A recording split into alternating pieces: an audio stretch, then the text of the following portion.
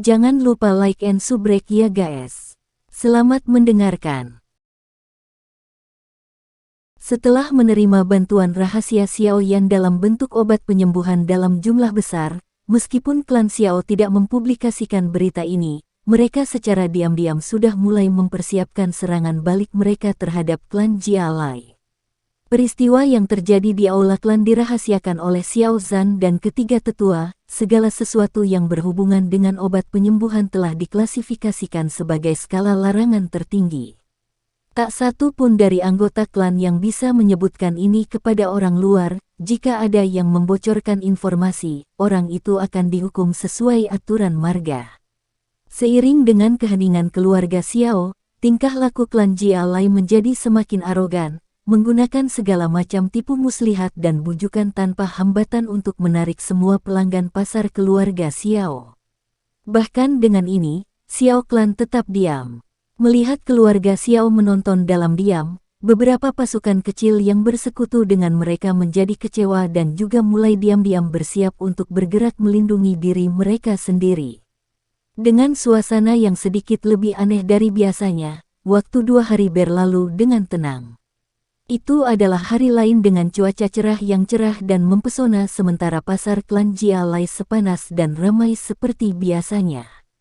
Di jalan utama, kepala orang mengalir seperti air. Di kios kembalinya bubuk musim semi, ada kerumunan orang yang lebih besar lagi, suara teriakan, omelan, dan perkelahian semua berkumpul di satu tempat. Suara yang memekakkan telinga menembus awan.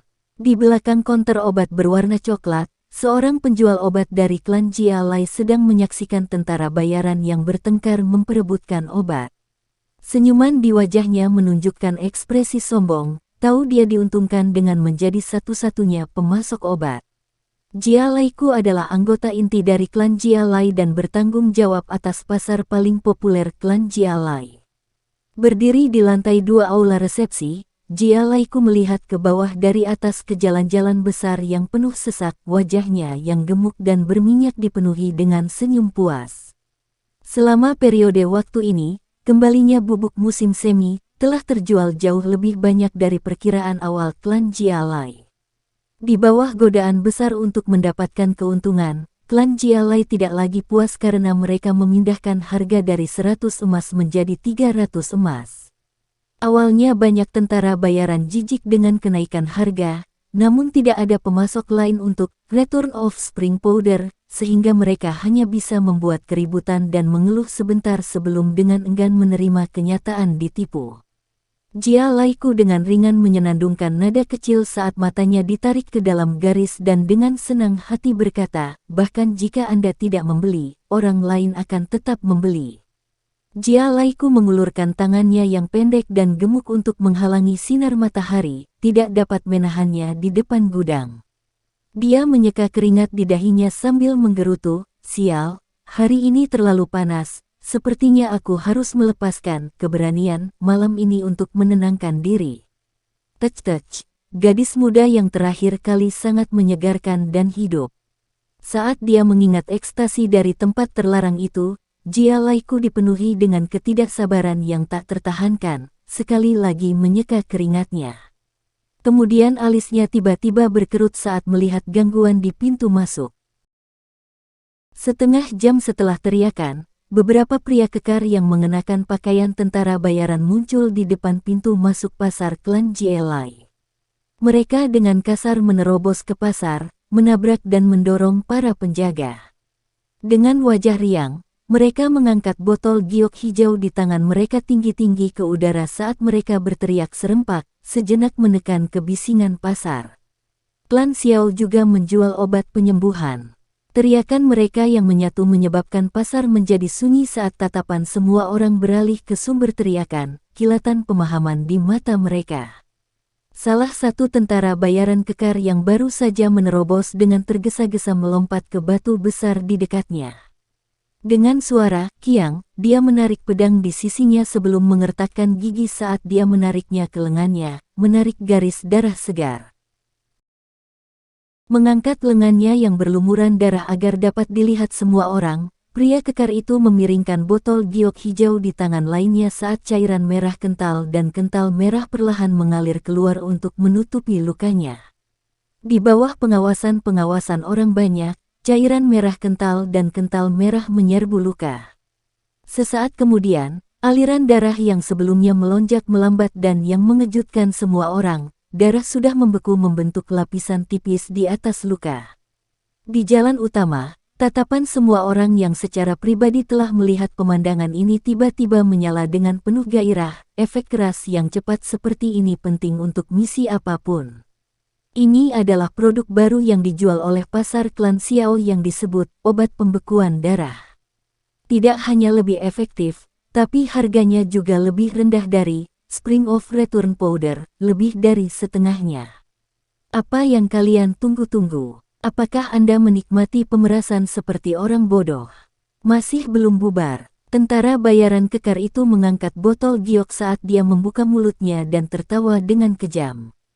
Jalan utama sunyi. Salah satu tentara bayaran yang baru saja memasuki pasar menatap kosong ke botol hijau di tangan pria kekar itu. Sepersekian detik kemudian, dia tiba-tiba berbalik dan lari. Menatap bayangan pria yang putus asa keluar dari pasar, kerumunan di pasar sedikit goyah sebelum dengan keras bergerak, bersama-sama, langkah mereka menyebabkan tanah bergetar saat kerumunan dengan panik keluar dari pasar. Di atas batu, senyum aneh muncul di wajah tentara bayaran kekar saat melihat kerumunan yang panik. Saat angin bertiup melintasi pakaian pria kekar itu, lambang Xiao Clan sedikit terekspos. Setelah keributan besar, pasar yang semula ramai tiba-tiba menjadi sepi. Selain beberapa pedagang yang masih tercengang di tempat kejadian, hampir tidak ada yang tersisa di jalan utama. Klan Xiao telah memulai serangan balik mereka. Pikiran ini menyebar ke seluruh pedagang saat mereka memandang ke jalan utama yang sekarang kosong. Mereka bertukar tatapan dan saat mereka mengangkat kepala untuk melihat ke arah Jia Laiku. Pada saat ini, lemak yang dulunya gembira sudah lumpuh di tempat dengan kulit pucat yang mematikan di wajahnya. Sementara itu, di pasar lain dari klan Jia Lai, situasi serupa terjadi. Suasana di aula yang terang benderang terasa menyesakkan dan menekan. Di tengah aula berdiri sebuah meja dan di tengahnya terdapat sebuah botol giok hijau kecil. Dari botol itu, tercium bau obat yang samar. Banyak orang duduk di dalam aula. Dari pakaian mereka, terbukti bahwa mereka adalah banyak eselon atas dari klan Jia Lai. Jia Laiku juga duduk di antara mereka. Di aula, di sisi paling kiri, berbaring seorang pemuda berpakaian putih dengan malas di sandaran kursi. Sebenarnya, pemuda itu akan terlihat agak menawan, jika bukan karena tatapan penuh nafsu yang sering melintas di matanya, merendahkan citranya. Saat dia berbaring, salah satu tangannya terlihat perlahan menggali ke dalam pakaian pelayan cantik di sampingnya. Meskipun ada begitu banyak orang di sekitarnya, tidak ada yang peduli dengan tindakan tak terkendali seperti itu. Pipi maid cantik itu sedikit memucat karena tindakan vulgar pemuda itu, tapi dia bahkan tidak bersuara. Tapi jelas bahwa tatapan yang gemetar dan tertahan muncul di matanya saat tubuhnya yang lembut terus bergetar. Ini adalah obat pembekuan darah, yang tiba-tiba muncul dari klan Xiao dan sekarang, popularitas kami di pasar sudah mulai merosot. Jia Laibi menatap botol hijau kecil di atas meja dengan wajah suram, bertindak seolah-olah dia tidak melihat seorang pemuda pun dalam tindakan kasar kulit putih. Bagaimana Xiao Clan memiliki obat penyembuh? Mungkinkah mereka juga berhasil mendapatkan alkemis? Jia Laiao yang sering bentrok dengan Xiao Yan, melirik pria berbaju putih di sampingnya sebelum mengerutkan kening dan bertanya. Jia Laibi menyipitkan matanya yang lama dan keriput, ekspresi jelek di wajahnya. Apakah ada yang ingat alkemis misterius yang kita temui di rumah lelang? Saat itu, dia sepertinya menyukai Xiao Clan. Jika obat pembekuan darah ini disempurnakan olehnya, maka kita berada dalam masalah besar. Seperti yang kalian semua tahu, orang itu bisa jadi alkemis tingkat 3. Petik 2. Mendengar istilah alkemis tingkat 3, Pemuda berpakaian putih itu akhirnya menghentikan tangan yang berkeliling di sekitar tubuh Might dengan enggan. Dia melangkah maju dan mengambil botol hijau kecil untuk mengambil sedikit bau sebelum menuangkan sedikit isinya dan dengan lembut menggosoknya di antara jari-jarinya. Dengan cibiran, dia menyimpulkan, seorang alkemis tingkat ketiga. Banteng. Obat pembekuan darah ini memang lebih efektif daripada Return of Spring Powder, tapi berdasarkan kualitasnya, orang yang memurnikannya jelas lebih rendah dariku. Efektivitas obat yang lebih besar adalah karena resepnya yang unik. Petik 2. Pada informasi ini, semua orang yang duduk dalam hati menghela nafas lega. Jika klan Xiao benar-benar mendapatkan bantuan dari alkemis tingkat ketiga, maka klan Jia Lai mungkin akan hancur. Dari pengalamanku, sangat mungkin bahwa alkemis dari klan Xiao hanyalah seorang pemula yang entah bagaimana berhasil meminjam resep ini, entah dari mana, untuk membuat obat pembekuan darah ini. Di wajah pemuda berpakaian putih, hanya ada ketidakpedulian dan penghinaan. Hehe, bisa melihat keahlian pembuat dari botol kecil obat, wawasan Liu Xidage benar-benar kejam. Jia Laiao tersenyum dengan sedikit sanjungan. Kamarmu. Petik 2. Ketika Liu Mu mendengar bahwa dia harus memperbaiki obat lagi, ekspresi tidak sabar terlihat jelas di wajahnya. Namun setelah mendengar dua kata, wanita ular, ketidaksabaran segera berubah menjadi ekspresi yang menyimpang. Dengan api nafsu membara di matanya, dia menganggukkan kepalanya dan mengambil alih situasi. Selama bahan obatnya cukup, pemimpin klan tidak perlu khawatir tentang jumlah bubuk pengembalian musim semi. Melihat Liu Mu yang begitu mudah dikendalikan, sudut mulut Jia Laibi berubah menjadi ekspresi jijik. Dalam hati dia mencibir, dengan hanya pikiran yang dikendalikan oleh nafsu. Selain mengetahui alkimia, dia tidak memiliki kebaikan lain. Poin. Petik 2. Jia Laibi mencibir sambil menggelengkan kepalanya, mengangkat cangkir tehnya dengan kedua tangan ke mulut untuk menyesapnya sebelum membahas topik yang paling diminati Liu Mu, hubungan seksual, tersenyum sepanjang waktu. Saat dia sekali lagi membuat pembicaraan ringan dengan Liu Mu, seorang anggota klan dengan tergesa-gesa menerobos masuk ke aula, dengan cepat tiba di sisi Jia Laibi sebelum menundukkan kepalanya untuk mengucapkan beberapa kata ke telinga Jia Laibi dengan nada berbisik.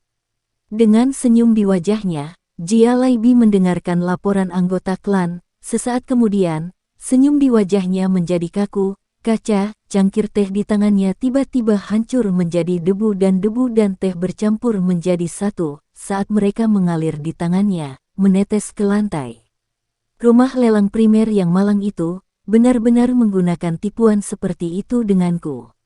Dengan wajah penuh amarah, Jia Laibi tiba-tiba berdiri dan meraung marah. Ki yang mengamuk tiba-tiba meledak keluar dari tubuhnya membentuk angin puyuh kecil yang mendesis di udara. Duduk paling dekat dengan Jia Laibi, Jia Laiao tiba-tiba merasa sulit bernapas karena ki yang dipancarkan dari ayahnya dan buru-buru mundur beberapa langkah.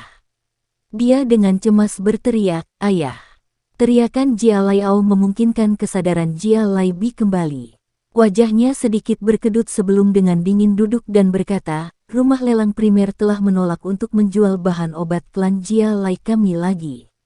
Begitu kata-kata ini diucapkan, seluruh aula menjadi gempar, semua orang saling memandang dengan cemas, alarm terlihat di wajah mereka. Bagaimana mungkin? Bukankah Primer Auction House selalu menjaga netralitasnya? Bagaimana mereka tiba-tiba memilih untuk menentang klan Jia Lai? Warna kulit Jia Laiku berubah karena kata-kata Jia Laibi dan bergidik saat tanpa sadar menyuarakan pikirannya.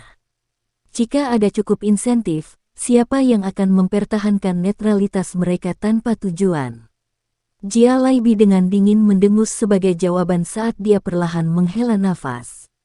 Dia melirik ke arah Liu Xi yang dalam keadaan menyesal karena kinya sebelum dengan dingin berkata, "Saya takut bahwa Xiao Clan memiliki andil dalam masalah ini.